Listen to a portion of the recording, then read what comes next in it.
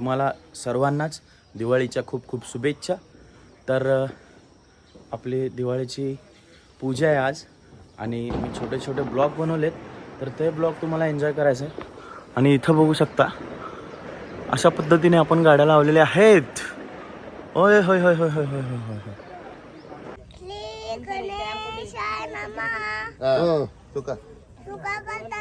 करता वार्ता विघ्नाची पूर्वी पूर्वी प्रेम कृपा जयाची सर्वांगी सुंदर सेंदुराची।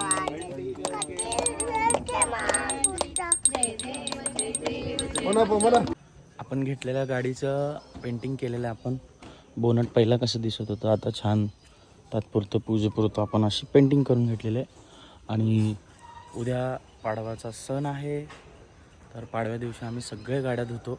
तर ही 1 2 3 ही अशी व्यवस्थित गाडी धुवून घेतलेली आहे, सुंदर अशी। पाडव्याच्या दिवशी आपण याची पूजा करूयात। आता थोडे RTOचे काम करायचे आहेत आपल्याला। आणि ज्यांना कुणाला स्पोर्ट्स लुक आवडतं गाडींचं किंवा गाडींबद्दल अभ्यास आहे, तर मला कमेंट्समध्ये थोडेफार आयडियाज द्या। हा फायनल लुक आहे। रात्रीचे 3 वाजलेत आणि मी सगळ्या गाड्या लावून घेतली आहे। दरवर्षी आम्ही वेगळं लावतो गाडी, पण यावर्षी ही मी लावलेत गाड्या सगळे। तर अजून एक आपलीवाली नवीनवाली गाडी तिथं बसती, ती गाडी लावायची। असं सुंदर घर आणि गाड्या व्यवस्थित दिसतात, तर आपली आयडिया आहे। सुंदर असं गाड्या लावून झालेल्या आहेत आणि मस्त डेकोरेशन केलेलं आहे। गाड्या पण मी लावलेत, डेकोरेशन पण मी केलं आहे, फक्त धुवायचं काम घरचे केलेत। ही बाईक्स लावलेत आपले।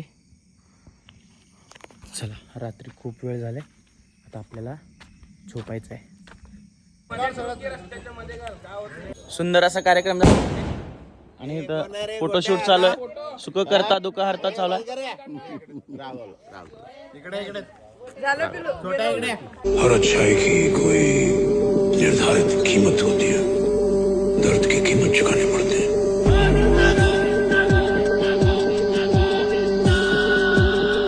प्रजातंत्र में हर एक को अलग अलग तरीके से सोचने का हक है, उस हक का हमें सम्मान करना चाहिए।